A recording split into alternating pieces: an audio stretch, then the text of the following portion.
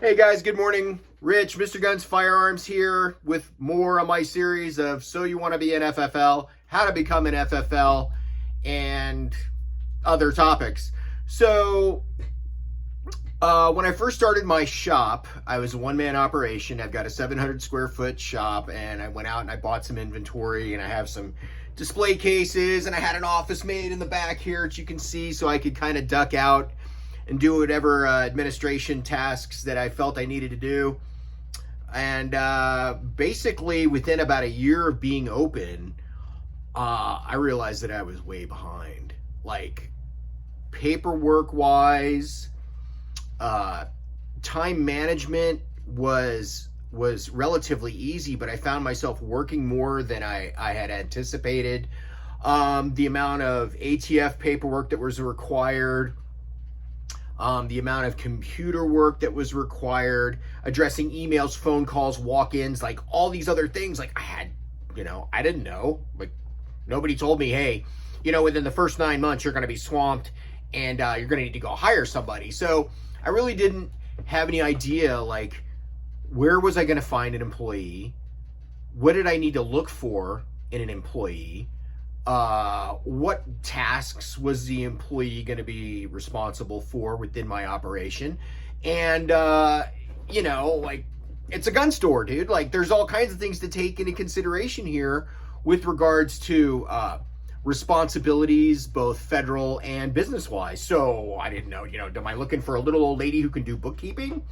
Am I looking for somebody who can, perform sales as well as the administrative tasks that I needed to have done? And, my first employee just kind of like fell in my lap, which is weird because, what are you going to do? If you go out and you go to like Indeed, let's say, and you put on an ad and you're looking for a compliance/sales person for a firearm store, what kind of responses are you going to get? Like, are those people out there?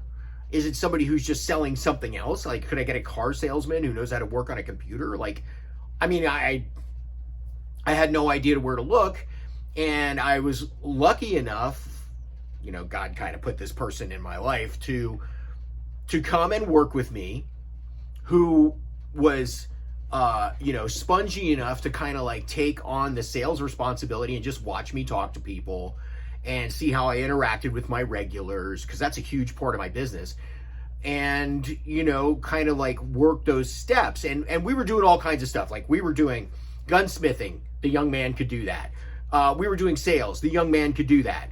We were doing light instruction, and he could do that. We were, entertaining the idea of starting this machine gun operation. He could do that. So I was very fortunate in that sense to be able to run into somebody who could take care of those tasks for me. When I went out of town, he could watch the store, he could perform sales, he could bring things up, he would take care of, the cash, he could run to the bank. He was like all kinds of stuff that this kid could do. Well, as with most employees, people are looking for more money, they're looking for a better job, whatever it is that they want to take on in life. What am I going to do with my life? If you're like 20 years old, 21 years old, you have no idea. I mean, I didn't. I was in a completely different industry. So when it comes to employees, though, and a federal firearms license, you have an A&D book, your acquisition and disposition book, that has to be kept. Well, I had subscribed to an electronic version of an A&D book, even though my initial inspector told me that I could keep it. My bound book is what it's referred to. I could keep my bound book in an Excel spreadsheet. I mean, I was kind of comfortable with that as a kitchen table guy, but once I moved into like a retail space, I was like, I don't know, dude. I don't think that's going to be enough.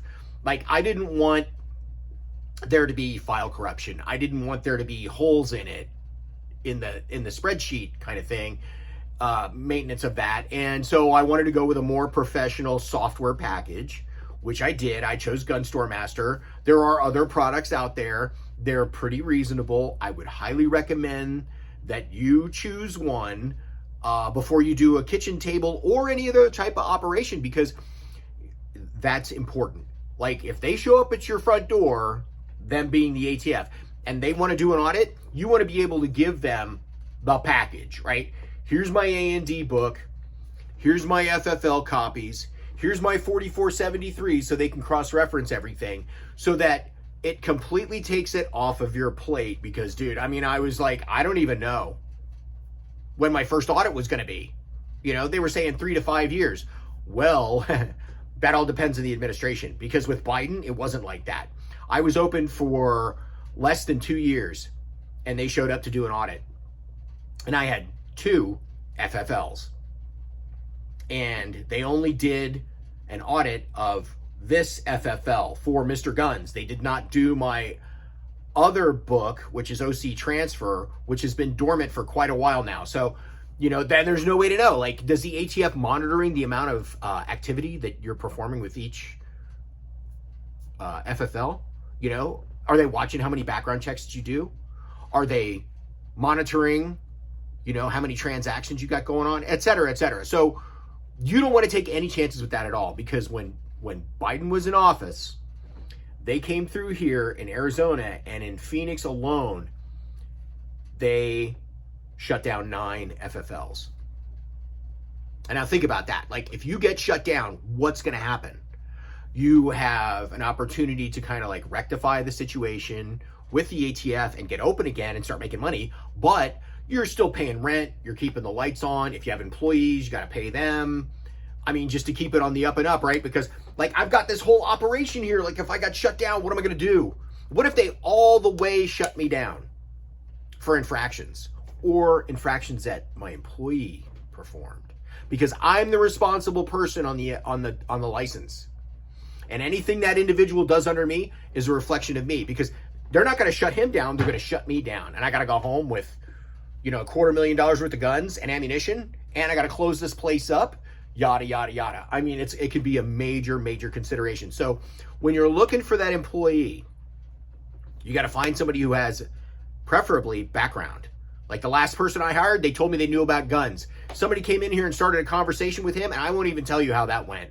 Like, as soon as the guy opened his mouth, I knew he didn't know anything about guns. And then subsequent people that he was speaking with, it was evident that he didn't know anything about guns. Like, if you're telling people that you're hunting prairie dogs with an M14, you don't know anything about guns. You don't need to be working in a gun store. If you can't compose an email, if you can't maintain an Excel spreadsheet, if you can't send and retrieve emails, if you can't do credit card transactions, I mean, I like the other guy, my first employee, the guy was gold. He did everything. I just told him, hey, you got to do this. He's like, all right. He hadn't done it. He figured it out every single time.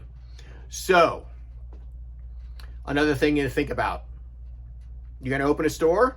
Who's going to work for you? Just you? How much are you going to be open? All the time? Are you going to have a separate phone number? Are you going to, I mean, seriously, there is so much to think about. Leave your comments in the comment section below. Like and subscribe. Keep coming back. I'm going to run all kinds of videos with regards to how to become an FFL. So you want to be an FFL. What do you got to do to maintain an FFL?